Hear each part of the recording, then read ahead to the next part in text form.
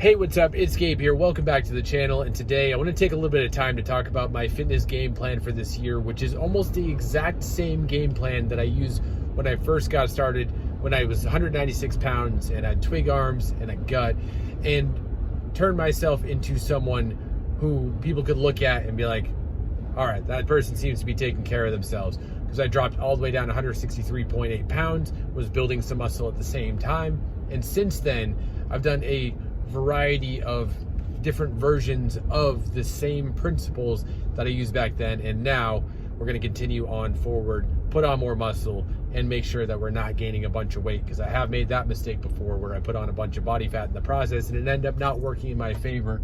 Had to drop that body fat again. So this time around, we're doing it the smart way, which essentially comes down to three key things. And the first thing is really the most important thing, which is the diet. Now, in terms of losing weight, you want to eat less calories, but not like just random amount of less calories. You want to know exactly what you're eating, because that's the one of the things you can actually control is what you put in your mouth. You can't necessarily control exactly how many calories you burn every day, but you can control the foods that you put in your mouth. So how I do this is I use MyFitnessPal, the free version, don't need to pay for the upgrade, and just put in what I eat every day. I use a food scale to measure my food when it makes sense to do so. And then I use like the nutrition calculators online if I'm going out to eat, and just really be very particular on how much I'm eating and what I'm eating, making sure that I'm hitting my calorie goal for the day and making sure that I hit my protein goal for the day. And everything else can kind of just be a little bit relaxed. Like I'm not super strict on everything else, but I am strict on protein and calories. As far as calories for me, I'm eating 2,600 calories a day, which is just enough to gain a little bit of weight when I'm trying to build muscle. I'm not going to gain a bunch of weight, not going to gain a bunch of body fat, but over the course of 6 or 12 months, I'll probably gain about 3 to 6 pounds. It's really not that much. With that said, if you're trying to lose weight, you probably want to eat 300 to 500 calories less than your maintenance, and the best way to find out how much to eat is using an online calculator to get a good starting point. And then you can also use MyFitnessPal, because they do a pretty good job at estimating how many calories you need to eat to reach a certain goal. And I've tested this with my own systems of creating calorie goals, and it's pretty spot on. Now, with that said, what I'll do is I'll have my core meals that I eat every day. So lately it's been 3 eggs, 2 slices of cheddar cheese, and 2 slices of sourdough with a little bit of ketchup, because that's what I do. And that seems to be working out very good for breakfast, because it keeps me full for several hours. Don't have to really worry about food. Sometimes I'll have like some fruit snacks or almonds to kind of hold me over if I do get hungry before lunch. And then for lunch, I'll do one of two things. I'll either have sourdough, cheddar, and turkey, or I'll have chicken and rice. And these are not very exciting meals, not very fun meals. However, they're very easy to make, very easy to store, very easy to serve, especially considering most days I'm working at my job, so I need something quick and easy to eat. So that's what I'll do for that. And then maybe I'll have some Cheerios, just if I need something a little extra, or maybe a cup of 60-calorie hot chocolate, diet soda, water, coffee. Those all seem to keep me full, so I'll do that. And then from there, dinner time comes around, which is typically chicken tenderloins and rice. Again, I'm saying this out loud and I'm like, wow, this sounds really, really boring, but it's really consistent, high protein, relatively low calorie, pretty filling. Really can't go wrong with that. And then I'll typically cap the night off with Greek yogurt, which I've been having strawberry Greek yogurt lately, and frozen blueberries, which I'll put in there, mix it up. It's kind of like an ice cream treat with 30 grams of protein for the serving that I have. So that's most of it. And then what'll happen is, since I'm eating 2,600 calories a day, that typically leaves me about 400 to 600 calories a day to do what I want with. Whether that means have some ice cream or have some, I don't know, just whatever I feel like having. If I feel like going out to Five Guys with my wife and having a burger with no bun, that actually fits in there pretty much perfectly every time. And then, I mean, there's so many things I could do, but I just make sure that it fits the calorie and protein goals. So I know I've said that a bunch of times, but that really is the key. If you do everything else wrong, but you hit your calories and your protein, you will eventually, over time, achieve your goal as long as you set your calories right. So the next thing is working out. Who would have thought, right? Lifting weights, walking, those both count. Doing cardio and doing lifting weights are two incredibly important things. Walking keeps your energy expenditure up, keeps your cardiovascular system working, keeps everything moving the way it's supposed to.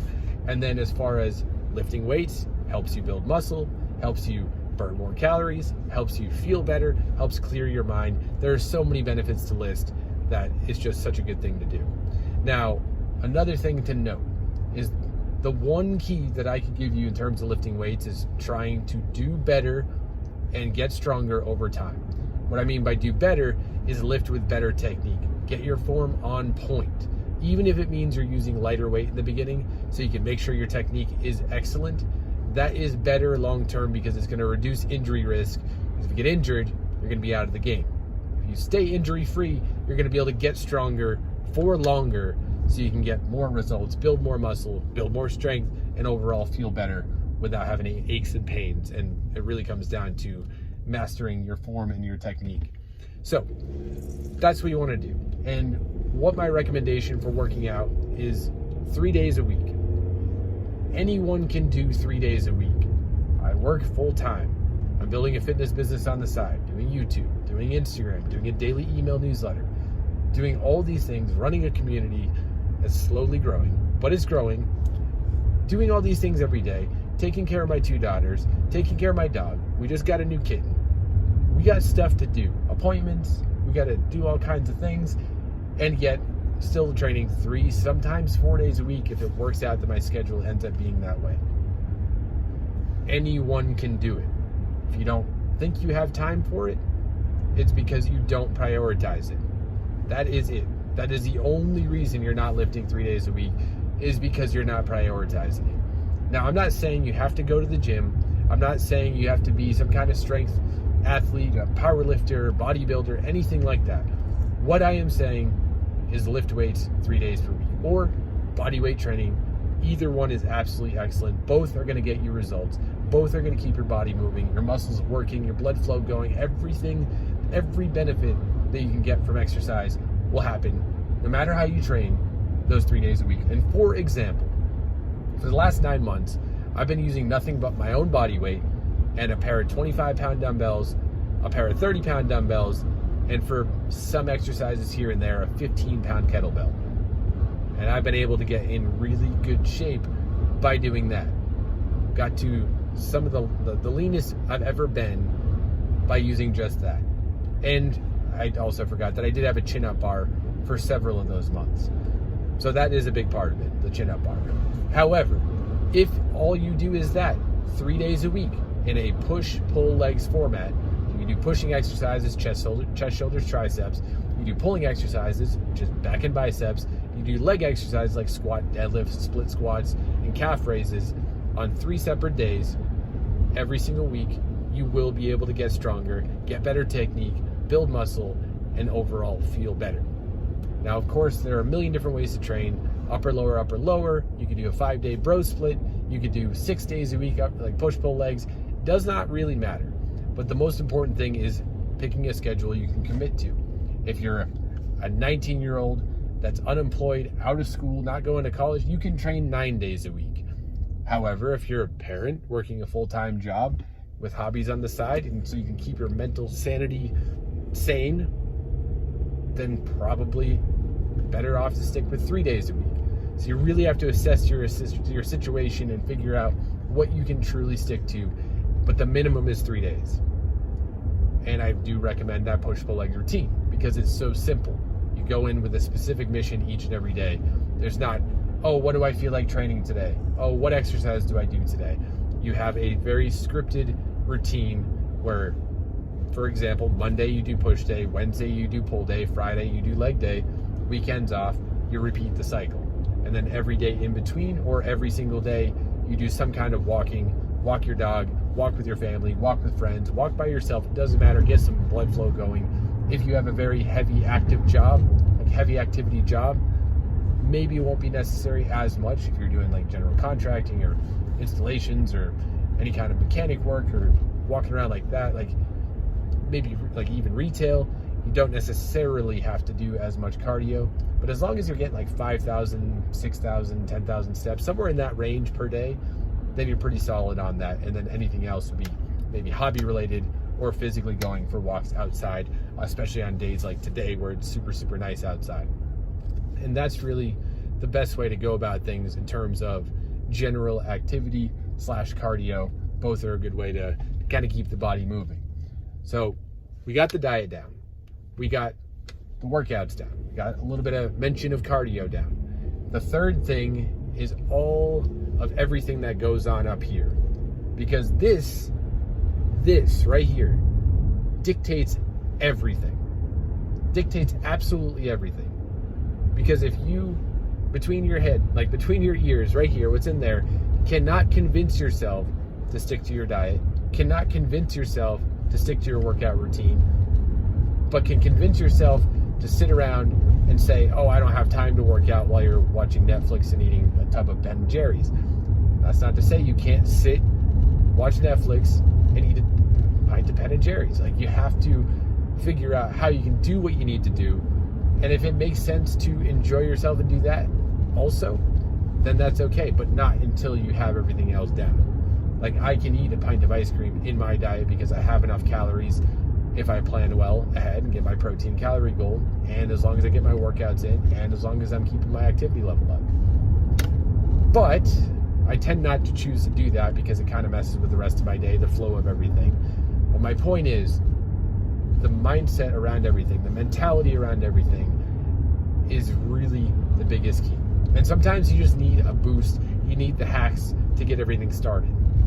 Sometimes you need to learn how to schedule your workouts in like a doctor's appointment. You don't miss a doctor's appointment, because then you either have to pay something, or you have to reschedule, or they might even drop you as a client. So you can't really afford to do that. So instead, you just go ahead and schedule it in like that, schedule your workouts in like that, and you get it done. It's non-negotiable. It's just what you got to do. For your diet, it's a daily thing. You brush your teeth every day. You go to sleep every day. You drink something every day. Maybe it's not as much water as you should, but you drink something every day. You track your calories every day. It's just another thing that you do. And you track your protein. And MyFitnessPal is free.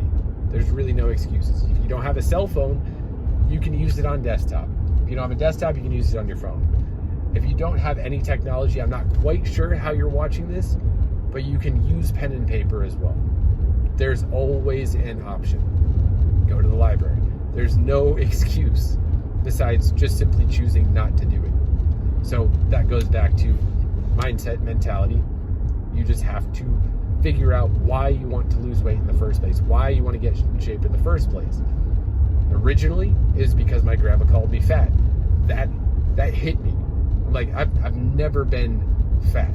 I've always been the skinny guy, which I wasn't a big fan of either. So which is why I wanted to build muscle, but I never really knew how to stick with it or knew what I was doing. So that got me started. That got me right moving immediately. I started going to do cardio every single day, with the exception of a 10-day beach vacation. But it took me 110 days to do a 100-day cardio challenge. But every day that I was not on that vacation, I was doing the 2 miles of cardio on the elliptical. And at the beach, I was walking. I was walking a lot, probably walking more than the cardio I was doing at the gym. I was also lifting weights 3 days a week. And now it's 12 years later, and I'm still doing it. 12 years. 12 years. Not just like, oh, I did it for that 90-day period or 100-day period, and then I achieved my goal and I never went back. I've been doing it for 12 years, staying in shape. Sometimes I've been gaining weight intentionally, doing the lean bulk horribly, so I gained a bunch of weight. But doing it for that long is something, there's something to be said for that I built a sustainable way. And that's another thing, is finding a way that you can do this diet and exercise thing in a way that you actually enjoy, in a way that makes sense for you. And that's why I have the ways that I've set up, the ways that I set them up, because they're so flexible that they can adapt to diet preferences, they can adapt to schedules, because it doesn't take that much to get the result that you want. So that's the system I'm following: tracking calories, lifting weights 3 days a week, getting stronger over time, and making sure that I have my mentality right so I can achieve the goals that I want to achieve. And you best believe I will achieve. So definitely stay tuned on the channel. I'll be taking you through the progress over time, so that way you can see exactly what I'm talking about and me achieving those results in real time. So that's all for now. Thanks so much for watching.